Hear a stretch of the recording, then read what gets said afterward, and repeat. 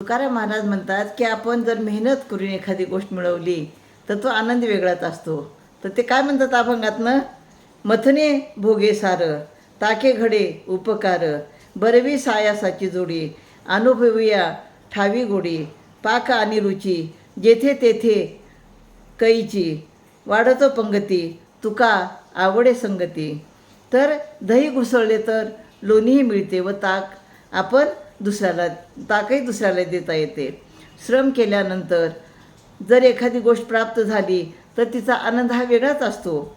ज्याला याचा अनुभव असेल त्यालाच माझ्या म्हणण्याची सत्यता पटेल.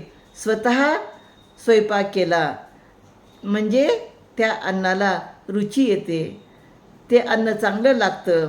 पंक्तीला बसलेल्याची जशी आवड असेल तसे अमृततुल्य हरिनामरूपी अन्न मी त्यांना वाढतो.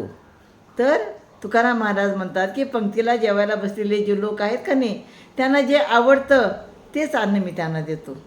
म्हणजे जे चांगल्या विचाराचे लोक आहेत त्यांना मी चांगल्याच गोष्टी देत असतो. आणि म्हणून एखादी गोष्ट जर आपण स्वतः जर केली तर त्याचा आनंद हा वेगळाच आहे. आणि म्हणून हरिनाम घेण्याची श्रमसुद्धा तुम्ही जरूर करा, तर तुमच्या जीवनामध्ये आनंदच आनंद येईल. तुमच्या जीवनाची सुद्धा म्हणजे एक रुची वाढेल, तुम्हाला प्रसन्नता वाटेल असं या ठिकाणी सांगतात. रामकृष्ण.